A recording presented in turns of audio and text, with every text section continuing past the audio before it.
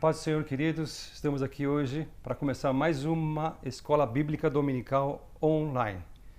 Hoje é 14 de junho. Gostaria só de lembrar que hoje é dia dos pastores e gostaria de estender meus parabéns para todos os pastores que estão se dedicando à obra do Senhor e os que estão aí em casa ouvindo a voz de Deus, recebendo novas armas para trabalhar na obra.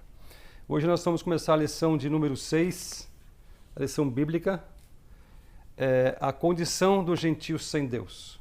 Vamos fazer uma pequena oração para que Deus possa nos abençoar e abençoar a sua casa, abençoar a sua vida, abençoar a sua empresa, seu trabalho e dar muita saúde para você hoje. Amém?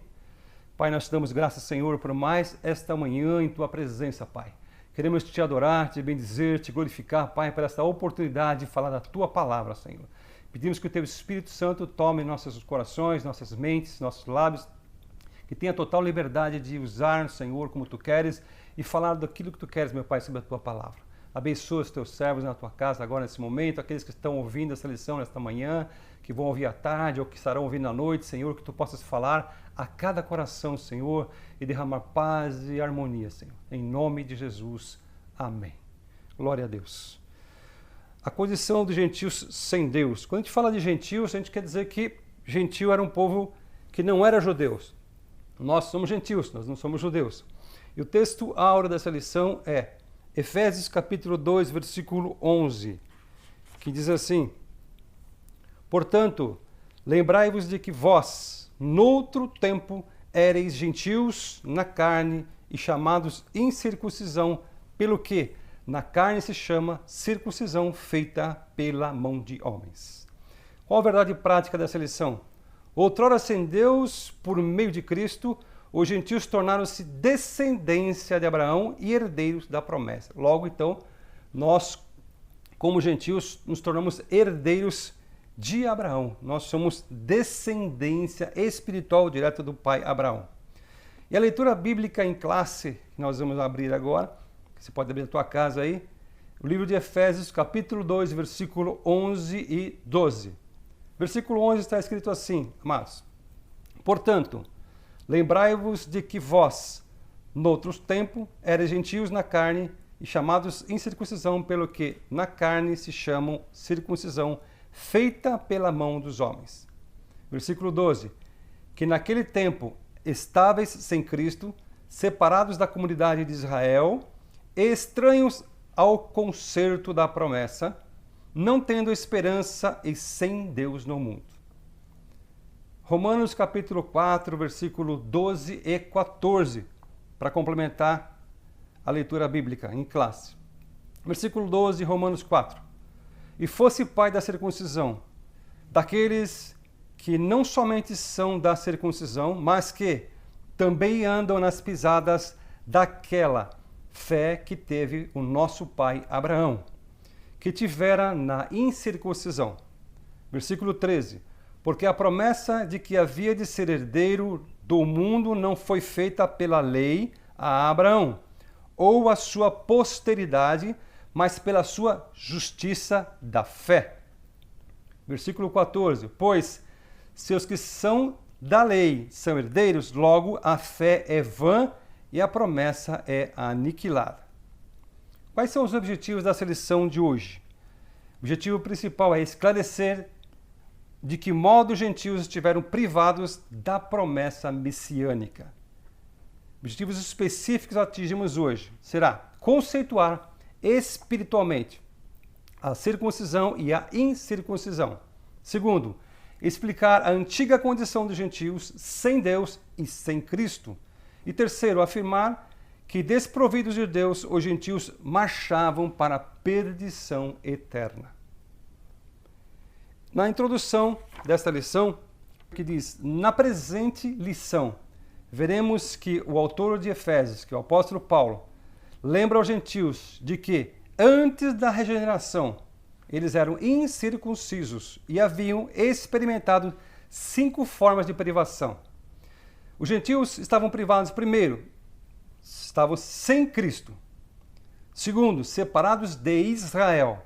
Terceiro, eles estavam alienados quanto à promessa feita ao pai Abraão. Quarto, sem a esperança e quinto, sem Deus no mundo, conforme nós lemos em Efésios capítulo 2, versículos 11 e 12. Logo, então, nós entraremos nos detalhes cada tópico que nós falamos aqui agora. E o ponto central desta lição, nós vemos que os gentios tornaram-se, então, descendência de Abraão e herdeiros da promessa, das promessas em si, né? O primeiro tópico dessa lição está escrito, chamados em circuncisão. Na era antes de Cristo, além de mortos espiritualmente, os gentios eram desprezados pelos judeus e identificados como incircuncisos, conforme nós lemos lá no versículo 11 de Efésios 2. Eram gentios na carne, chamados incircuncisos.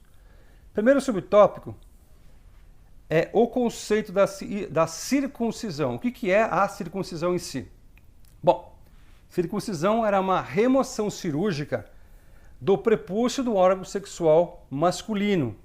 E essa circuncisão era prescrita ou era descrita na lei como um sinal externo de quem pertencia ao povo da aliança, conforme nós vamos ler aí em Gênesis capítulo 17, versos 10 e 11, que está escrito: Este é o meu concerto que guardarei entre mim e vós e a tua semente depois de ti, que todo macho será circuncidado. Versículo 11. E circuncidarei a carne do vosso prepúcio, e isso será por sinal do concerto entre mim e vós. Então dá para imaginar que este concerto, este sinal era externo, era uma cirurgia, e dá para se imaginar que era bem dolorida, porque naquela época não tinha anestesia, não tinha bisturi, e era feita com lâminas. Então dá para se imaginar que para quem se circuncidaria naquela época, teria que ter muita fé, né? Continuando. O procedimento era realizado no 8º dia de vida dos nascidos de Israel e estrangeiros comprados por dinheiro. Sim, era feito no 8º dia, mas uma vez que todo o povo foi consagrado, foi apresentado a Deus, eles tiveram que se circuncidar, todos os adultos se circuncidaram, inclusive o pai Abraão, né? Já de adulto. Quem não era circuncidado era tido como incircunciso e, portanto, excluído da aliança. A circuncisão, então, tornou-se um sinal que distinguia os judeus dos povos gentílicos, né? Segundo o subtópico, está escrito assim: o significado religioso da circuncisão. Seu significado religioso apontava, então, para uma santificação. Lá em Êxodo, capítulo 19, versículo 5 e 6, está escrito, no versículo 5, Agora, pois, se diligentemente ouvirdes a minha voz e guardardes o meu concerto, então sereis minha propriedade peculiar dentre todos os povos, porque toda a terra é minha. Versículo 6, E vós me sereis reino sacerdotal, povo santo. Estas são as palavras que falarás aos filhos de Israel.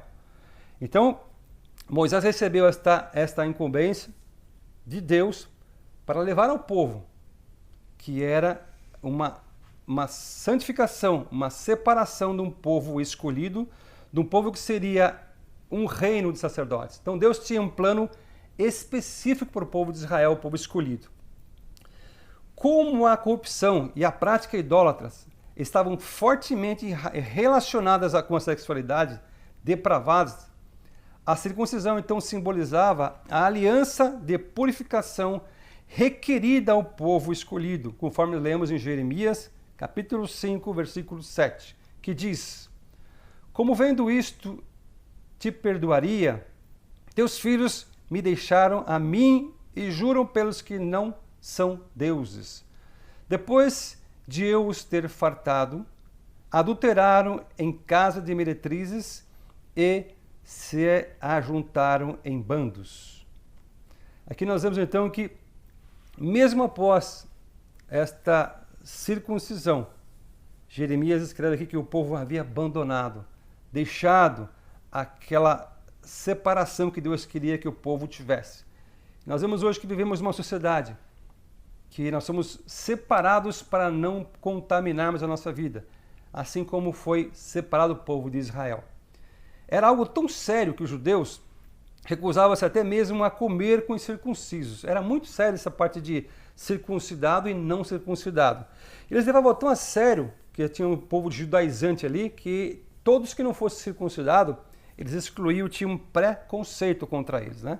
Lá em Atos capítulo 11, versículo 13, está escrito assim: e dizendo, entraste em casa de varões incircuncisos e comestes com eles. Aqui é um grupo de judeus, nesse capítulo 11, versículo 3 de Atos, era o grupo de judeus da circuncisão, judaizantes. Quando a gente fala judaizantes, a gente fala que é um povo que guardava a lei judaica. Eles estavam criticando o apóstolo Pedro por ter entrado na casa de incircuncisos e ceado com eles, tendo comido com eles. Então os judeus aqui não admitiam que se misturassem, nem que entrasse na casa de incircuncisos. Pedro então explicou ali que ele teve uma visão de Deus, que ele viu descer um grande lençol branco dos céus, porque Pedro também era daquele grupo da circuncisão, e ele não aceitava que incircuncisos tivessem muito contato com os circuncisos. E Deus mostrou para Pedro um grande lençol branco que descia dos céus. Nesse lençol, vários animais, puros e impuros, porque os judeus tinham a lei que só podia comer animais puros.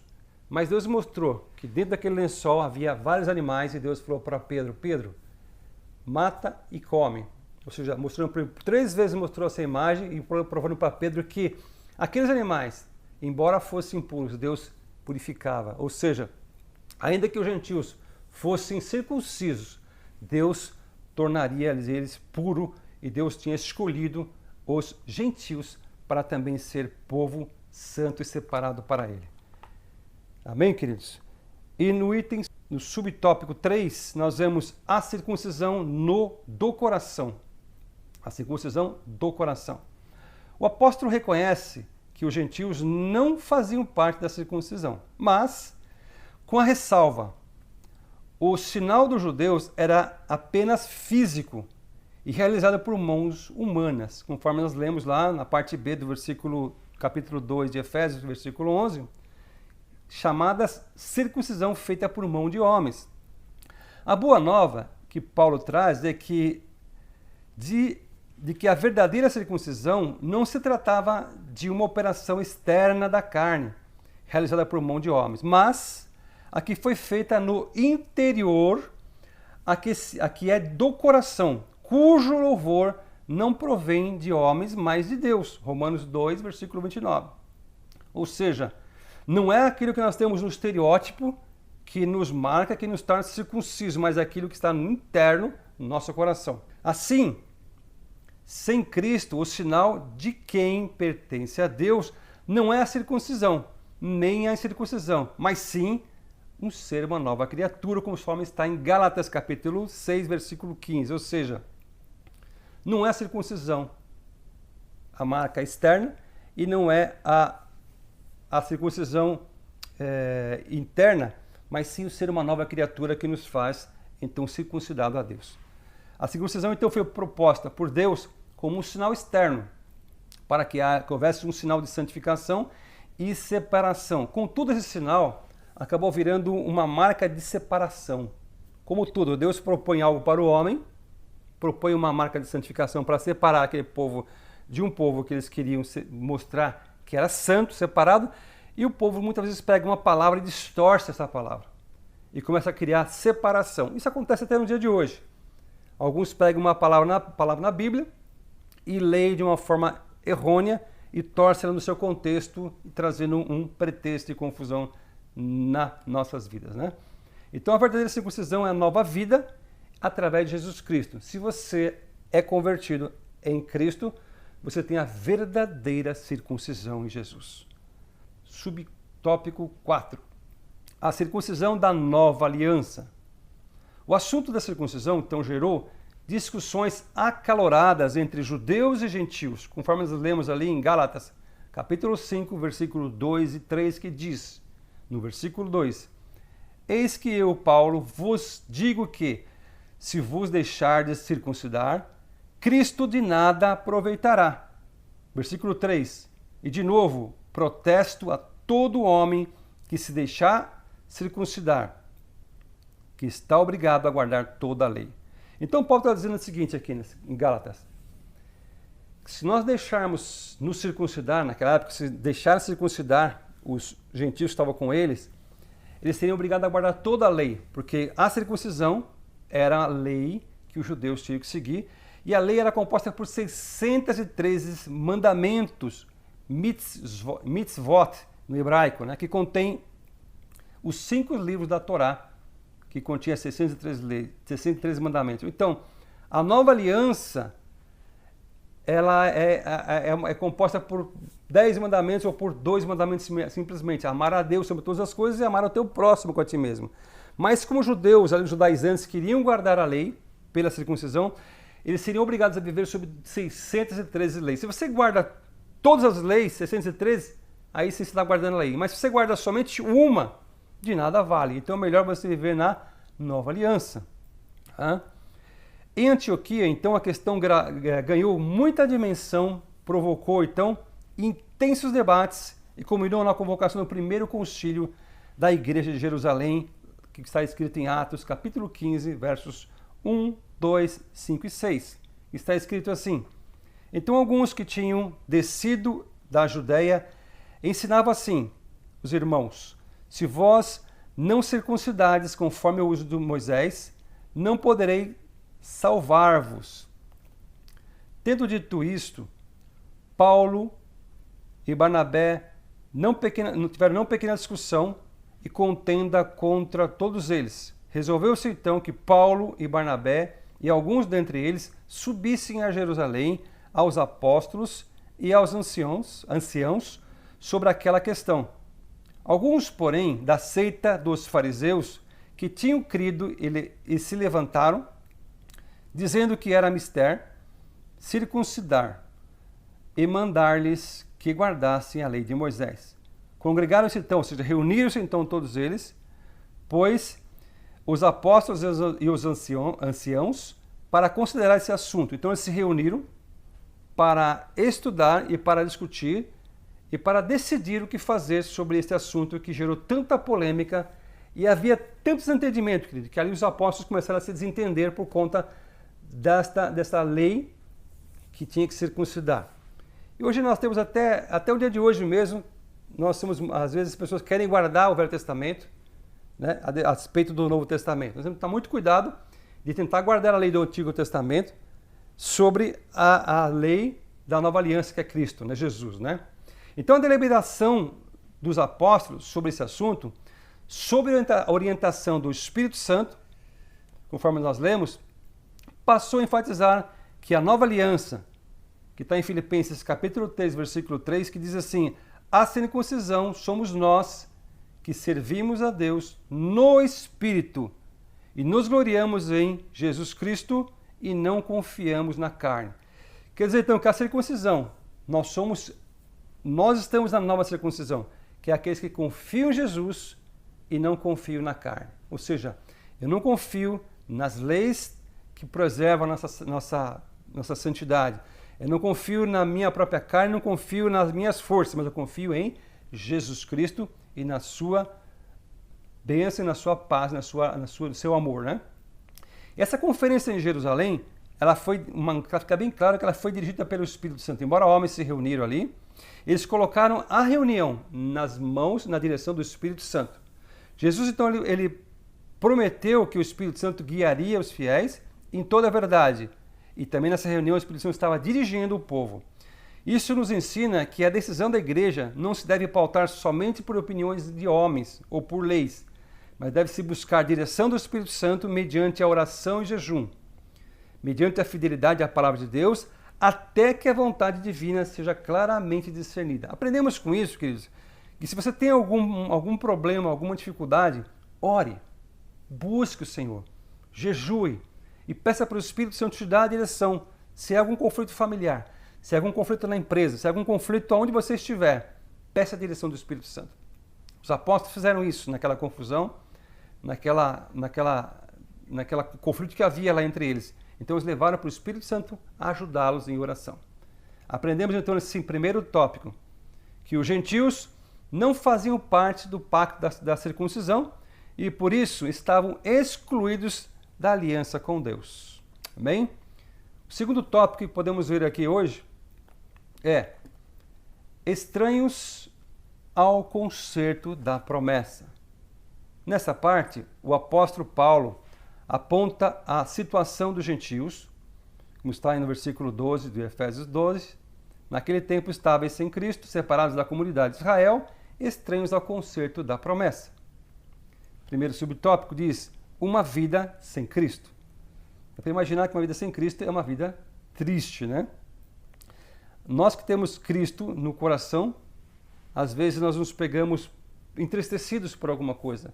Dá para imaginar quando nós não conhecíamos a Cristo, como era triste, sem ter esperança, sem ter uma visão de um futuro, sem ter uma vida após nós partirmos daqui, né? Sem Cristo, nós não temos nenhuma esperança de futuro. Ou seja, as pessoas que estão vagando pelo mundo aí hoje, vivendo simplesmente por viver, eu não imagino como é que elas pensam no futuro que será maravilhoso perante o Senhor.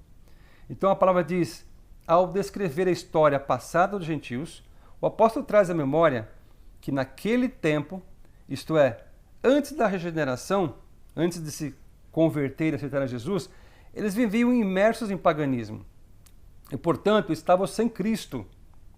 Isso significa dizer que a religiosidade dos gentios era incapaz de inseri-los na promessa messiânica de salvação, conforme está em João 4, versículo 22. Vós adorais o que não sabeis, nós adoramos o que sabemos, porque salvação vem dos judeus. Então, nós queremos dizer que os gentios não é que eles não tinham religião, eles eram até religiosos demais, tinham muitas religiões, eles eram até politeístas, né? Mas aqui o apóstolo João nos diz que nós adoramos aqueles que nós conhecemos, que é Jesus, porém aqueles que não conhecem adoram a deuses que nunca ouviu, que não falam, que não ouve e que não está presente. Também significa dizer que eles desconheciam a Cristo, como também eram indiferentes às promessas acerca dele e da sua obra, conforme está em Hebreus 8, de 8 a 10, que está escrito assim, versículo 8 de Hebreus 8.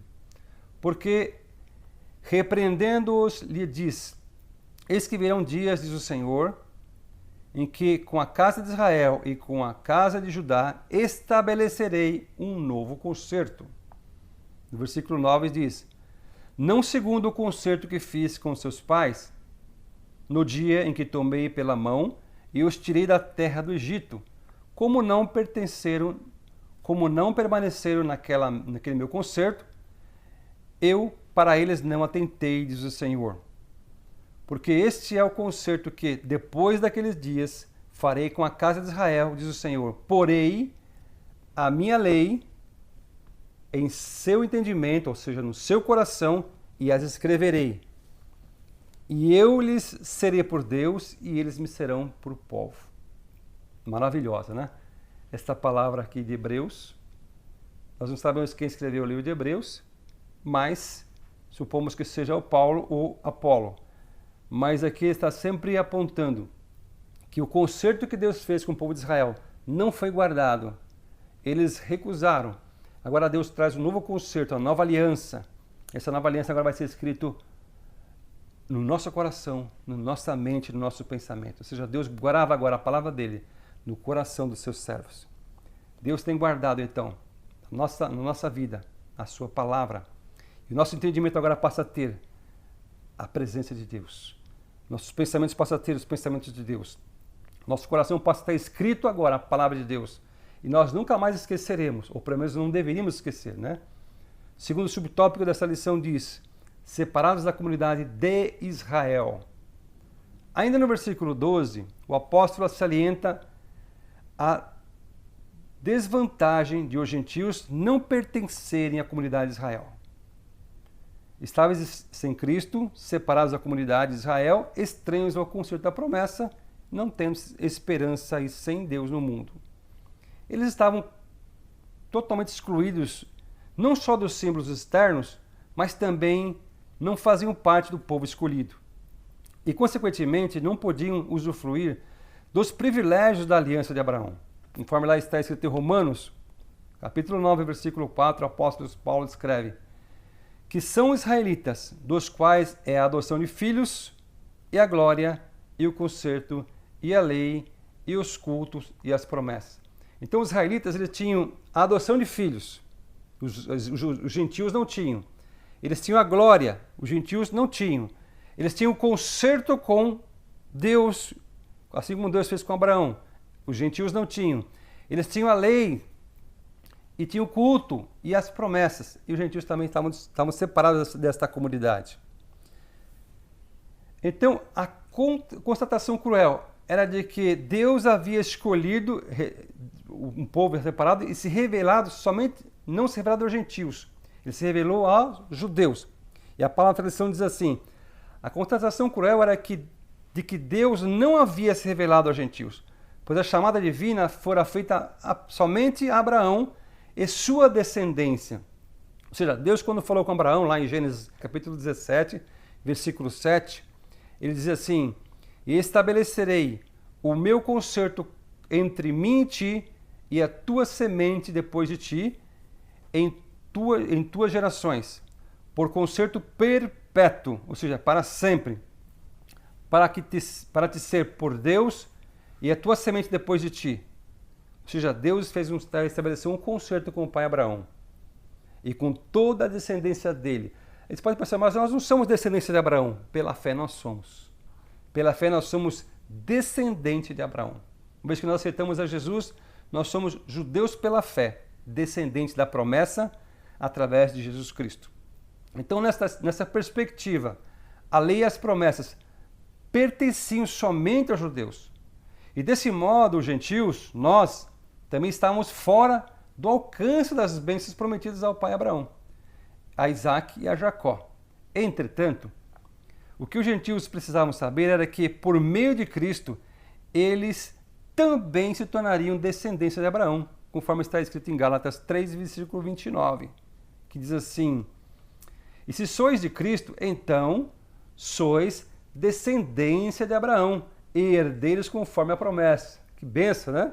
Então, se nós somos de Cristo, nós somos descendentes de Abraão. Então, Abraão é nosso pai. Nós somos descendentes, nós somos judeus pela fé, herdeiros da promessa que Deus fez para os judeus. Logo, o que Deus prometeu para os judeus, também prometeu para nós pela descendência da fé. Glória a Deus por isso, né? Os judeus é um povo abençoado, um povo escolhido e um povo que eles se unem entre eles, né? Isso é uma maneira maravilhosa. Os judeus eles sempre se ajudam. Nós, como cristãos, também temos que viver assim, né? Em harmonia e buscar o melhor para a comunidade evangélica, para a comunidade cristã, como os judeus buscam melhorar a cada dia mais a sua convivência ali entre eles, né? O terceiro subtópico diz assim, alienados aos pactos da promessa. Uma vez separados da comunidade de Israel, os gentios desconheciam totalmente os vários pactos que Deus estabelecera com os patriarcas israelitas.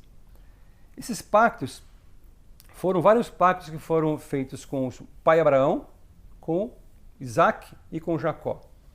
Lá em Atos capítulo 13, versículo 32 e 37, nos fala assim, versículo 32, e nós vos anunciamos que a promessa que foi feita aos pais, Deus a cumpriu a nós, seus filhos, ressuscitando a Jesus. Como também está escrito no Salmo 2, que é o segundo versículo, capítulo 2, versículo 7 de Salmo, está escrito assim, meu filho, és tu, hoje te gerei. E o que ressuscitaria dos mortos, para nunca mais tornar a corrupção, disse-o assim, as santas e fiéis bênçãos de Davi vos darei, pelo que também em outro salmo diz: não permitirás que o teu santo seja corrupção, veja a corrupção. Porque, na verdade, tendo Davi em seu tempo servido conforme a vontade de Deus, dormiu e foi posto junto aos seus pais e viu a corrupção, ou seja, ele viu a morte, ele presenciou a morte. Mas aquele a quem Deus ressuscitou, nenhuma corrupção viu. Seja-vos, pois, notório, varões e irmãos, que por este se vos anuncia a remissão dos pecados. Então aqui em Atos está escrito que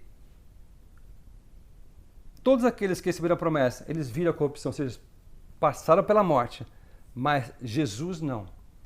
Ele foi ressuscitado e não viu a corrupção, ou seja, a sua carne não entrou na corrupção, não entrou em deterioração, porque Jesus foi ressuscitado por Deus ao terceiro dia. Então, dentre eles, os pactos que nós podemos citar, o primeiro pacto é o pacto abraâmico, que está em Gênesis capítulo 12, versículo 1 ao versículo 3, que diz: Ora, o Senhor disse a Abrão, sai da tua terra e da tua parentela e da casa do teu pai, para a terra que te mostrarei, e far-te-ei uma grande nação, e abençoar-te-ei, e engrandecerei o teu nome, e tu serás uma bênção.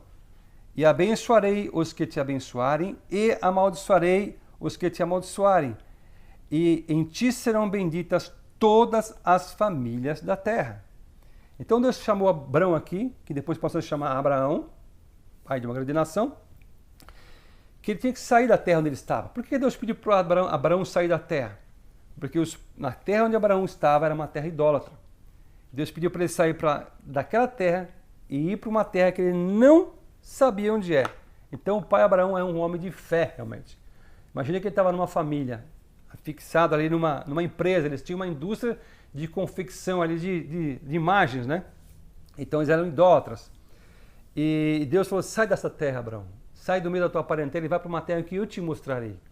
Então Deus pediu para Abraão sair naquele conforto de onde ele estava, daquele mesmismo onde ele estava. Às vezes Deus pede-nos para sairmos de alguma coisa, Deus nos tira de algum nosso conforto e a gente fica reclamando. Mas Deus tem um projeto, tem um propósito melhor para a sua vida. Vá para um lugar onde Deus está te mostrando. Vá, Abraão. Vai que eu te mostrarei, que será abençoado. Eu prosperarei a sua vida. Assim também Deus quer fazer conosco. Que saímos do meio onde nós estamos, muitas vezes, de um lugar que não nos traz pesar, peso, cansaço e tristeza. Deus quer que nós vivamos segundo a promessa do pai Abraão.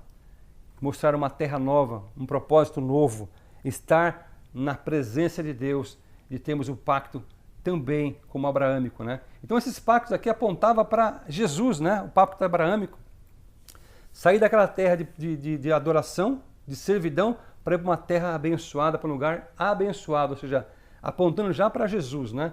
O pacto mosaico também, que está em Deuteronômio 28, o versículo 1 e 2, diz assim: E será que se ouvirdes a voz do Senhor, o teu Deus, tendo cuidado de guardar todos os seus mandamentos, que hoje eu te ordeno, o Senhor teu Deus te exaltará sobre todas as nações da terra, e todas estas bênçãos virão sobre ti e te alcançarão, quando ouvirdes a voz do Senhor teu Deus. E aqui no versículo 3 em diante tem todas as bênçãos. Bendito serás na cidade, bendito serás no campo, bendito o fruto do teu ventre, ou seja, tudo que você colocar as mãos será abençoado, se atentamente ouvirdes a minha voz. Então aqui foi o pacto mosaico que Deus trouxe a Moisés para trazer ao povo de Israel, para que eles pudessem guardar e servir atentamente ao Senhor. O terceiro pacto é o pacto davídico, que está em 2 Samuel, no capítulo 7, versículo 13 a 16, que diz: Este edificará uma casa ao meu nome, e confirmarei o trono do seu reino para sempre. Eu lhe serei por pai, e ele me será por filho. E se vier a transgredir, castigá-lo-ei com vara de homens e com açoites de filhos de homens. Mas a minha benignidade se não apartará dele, como a tirei de Saul, a quem tirei de diante de ti. Porém, a tua casa e o teu reino serão firmados para sempre diante de ti. Teu trono será firme para sempre. Aqui então Deus estava falando que um pacto que Deus fez com Davi, e foi bem já profético, né, que Davi, se houvesse pecado aqui, Deus corrigia com vara, realmente aconteceu isso. Davi, ele pecou perante Deus e Deus o corrigiu, porque Deus, quem ama, ele corrige, o pai corrige o filho que ama. E Deus fez uma promessa aqui, o pacto davídico, que a descendência de Davi estaria eternamente no trono. E de fato está, até hoje, o rei Jesus está no trono de Davi, que Jesus veio da descendência do rei Davi, né? Então esse pacto de Davi, davídico, está apontando para Jesus também, ok? Esses pactos eram então uma reiteração da promessa messiânica. Os gentios não tinham noção deles e, por conseguinte, estavam alienados de qualquer promessa ou esperança messiânica. Agora, uma vez regenerados em Cristo, é revelada a grandeza do amor divino. De alienados da promessa, por meio do sangue de Jesus, os gentios tornaram-se então herdeiros da maravilhosa promessa, que está lá em Gálatas capítulo 3, versículo 29, que diz: "Esses sois de Cristo, então sois descendentes de Abraão", conforme nós lemos lá atrás, né? E herdeiros da promessa. Então, de alienados, os gentios agora passaram a ser herdeiros da promessa. E passaram a ser coparticipantes e também passaram a ser filhos da promessa, como assim os judeus o foram. Então a promessa dos judeus também é para nós que estamos aqui hoje, que somos filhos da promessa. E a síntese do tópico 2 diz: a antiga condição dos gentios era desoladora. Viviam sem Cristo, estavam separados de Israel e eram estranhos ao concerto da promessa. Terceiro tópico: sem esperança e sem Deus. Agora Paulo passa a descrever uma situação dos gentios que viviam, eles não tinham esperança de Deus, né, no mundo. Viviam sem esperança. Desprovidos da esperança, totalmente. A palavra esperança aqui traz a ideia de confiança nas Escrituras, e seu principal uso era ligado à confiança nas promessas divinas. Conforme nós vemos lá em Salmos, capítulo 130, versículo 5, que diz: "Aguardo no Senhor, a minha alma o aguarda, e espero na sua palavra." Jeremias 17,7 também diz: "Bendito o varão que confia no Senhor, em cuja esperança é o Senhor." Então, eles não tinham essa esperança que nós temos hoje, de confiar e esperar no Senhor. Por isso que eu fiz aquele comentário: sem Jesus nós vivemos desesperançosos. Mas quem tem Jesus no coração, quem tem Jesus como Senhor, único Senhor e Salvador da sua vida, tem uma esperança do porvir. Tem uma esperança de um dia estar nos céus com o Pai e com todos os santos. Podemos afirmar então que os gentios eram desprovidos dessa esperança, por causa de parte da filosofia grega, que descartava a possibilidade de uma vida após túmulo, conforme nós lemos lá em Atos 17, versículo 18 e 32. Que diz assim: "E alguns dos filósofos epicureus e estoicos contendiam com ele", ou seja, com Paulo. Uns diziam que quer dizer esse paroleiro, ou seja, esse tagarela, e outros ainda diziam: parece que ele é pregador de deuses estranhos, porque eles anunciavam a Jesus e a ressurreição. E como ouviram falar da ressurreição dos mortos, uns escarneciam e outros diziam: acerca disso queremos te ouvir mais. Então esses filósofos, eles viviam muito em conceitos de alcançar. Por exemplo, os epicureus era um grupo de filósofos gregos que eles seguiam o ensinamento de Epicuro, que dizia que o principal objetivo do homem era ter prazer e felicidade, quase como o hedonismo do dia de hoje, né? Esse prazer, ele queria eles que só seria alcançado se eles não tivessem excesso de medo e não tivessem medo da morte, né? E buscava a paz, então, e a libertação da dor amando ao próximo e a eles mesmos, né? Então eles procuravam evitar a dor, evitar esses confrontos para ter uma vida tranquila. Esse era o conceito dos epicureus. Já os estoicos eram também panteístas, era um grupo de filósofos, panteístas que criam em vários deuses e achavam que o universo era governado por um propósito ou vontade absoluta, ou seja, as pessoas tinham que se conformar com aquilo que estava acontecendo com elas e pelas circunstâncias que a rodeavam, externamente falando. Eles diziam que se só alcançaria a perfeição e a virtude se seguisse essa filosofia dos estoicos. E eles eram muito orgulhosos e autossuficientes, tanto é que eles repreenderam aqui Paulo, chamando de paroleiro e tagarela. E por causa dessa visão grega, o povo tinha dificuldade de entender Jesus. E aqui Paulo ele usou de sabedoria para falar com eles de um Deus, né? Ele até usou de um Deus que eles tinham vários deuses ali naquela época. Ele foi um Deus desconhecido e pregou, eu estou pregando esse Deus desconhecido para vocês, e assim passaram a se interessar pela pregação de Paulo. Então, continuando, além dessa questão, embora Deus tivesse decretado incluir os gentios no plano da salvação, eles mesmos ignoravam essa promessa, e por isso não tinham em que sustentar qualquer esperança. Como a esperança é a âncora para a alma, os gentios desprovidos dela padeciam de medo e incerteza. Paulo escreveu aos 2 Coríntios, no capítulo 7, versículo 10, dizendo assim: porque a tristeza, segundo Deus, opera arrependimento para a salvação, da qual ninguém se arrepende, mas a tristeza do mundo opera morte. Então o que Paulo quer dizer com isso? A tristeza em Deus traz arrependimento, já traz uma metanoia, traz uma transformação de mente, traz uma soteria, ou seja, uma salvação. Quando nós arrependemos do nosso passado, do nosso pecado, nós deixamos o pecado de lado. Então a tristeza aqui, ou seja, quando nós pecamos, nós ficamos tristes e abandonamos aquele pecado. Então essa tristeza traz salvação. Mas no mundo, a tristeza não produz morte eterna, porque não há arrependimento. As pessoas continuam no pecado e continuam no pecado até morrerem sem salvação. É isso que Paulo quis dizer aqui em 2 Coríntios capítulo 7, versículo 10. Por conseguinte, a falta de esperança de paz revelava a ausência completa de Deus, né? Segundo subtópico, sem Deus no mundo. A expressão sem Deus não significa que os gentios não serviam ou não acreditavam numa divindade. Pelo contrário, eles tinham diversas divindades, adoravam, eram panteístas. Em Gálatas capítulo 4, versículo 8 diz: mas quando não conhecias a Deus, servias aos que por natureza não são deuses, ou seja, eram deuses falsos. Eram deuses que eles serviam sem saber que eram deuses. Na mente deles, eles acreditavam que era Deus.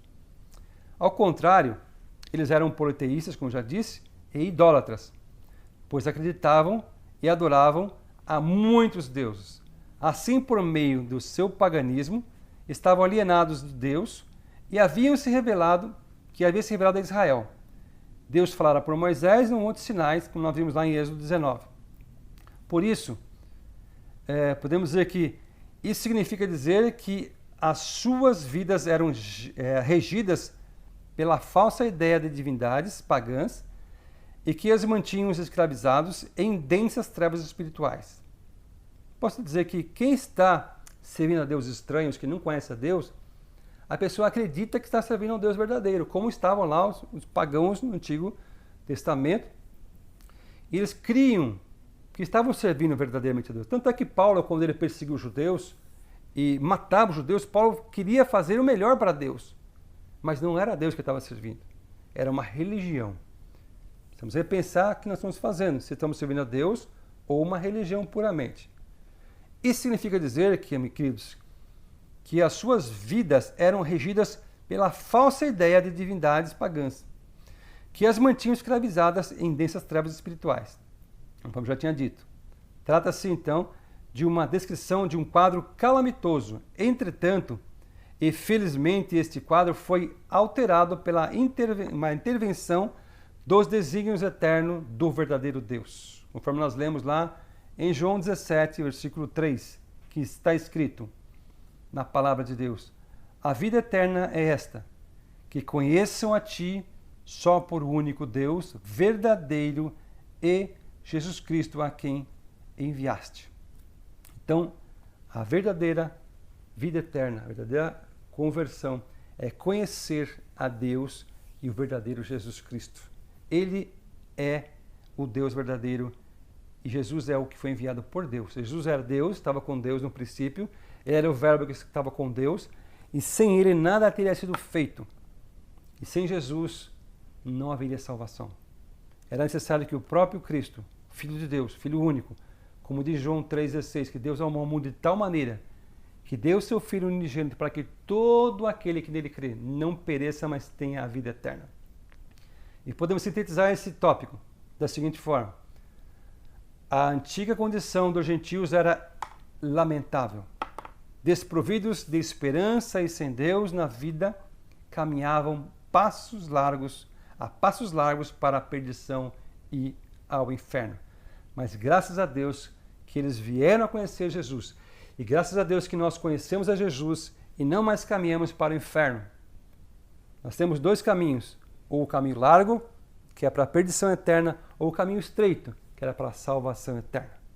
E aqui nós concluímos a lição de hoje com a seguinte fala: noutros tempos éramos incircuncisos e estávamos excluídos da aliança de Deus, separados de Cristo, de Israel, vivíamos alienados ao concerto da promessa, desesperadamente longe de Deus. Um dia, porém, a magnitude do amor divino circuncidou os nossos corações, aproximou-nos de Cristo e de Israel e incluiu-nos na esperança da promessa e revelou-nos o único e verdadeiro Deus, ao Deus eterno. Glórias a Deus por isso. Bendito seja o santo nome de Deus para sempre. E vou deixar para vocês aqui algumas perguntinhas sobre esta lição para vocês responderem em casa. Primeira pergunta: o que é circuncisão? Segunda pergunta: qual o significado religioso da circuncisão, conforme nós vimos? Terceiro, na lição, qual a constatação em relação à religiosidade dos gentios? Quarto, cite três pactos que giram em torno da promessa do advento do Messias. Lembra dos pactos? Eram 3 pactos dos pais do Antigo Testamento. E quinto, qual o significado da palavra esperança em relação de seu principal uso? Amém? Que vocês possam ficar com o Senhor, que esta palavra possa ter falado conosco. Outrora nós fomos gentis, hoje nós somos servos de Jesus Cristo, chamados para estarmos perto, chamados para sermos santos, separados, não alienados de Cristo, mas para vivermos a esperança e a promessa da salvação eterna. Que Deus os abençoe. E não esqueça de usar a máscara nesses dias, embora estamos atenuando aí o convívio, que Deus possa nos garantir a sua paz, a sua harmonia, que vocês possam ter a plenitude do Senhor, o que o Deus da esperança, o Deus de amor, o Deus de paz, fique na sua casa, na sua vida, que te dê saúde, paz e amor, em nome de Jesus. Fique com Deus, meus queridos, e até a próxima EBD Online, onde Deus vai continuar falando com vocês, em nome de Jesus. Um beijo no coração a todos. Amém. Deus abençoe.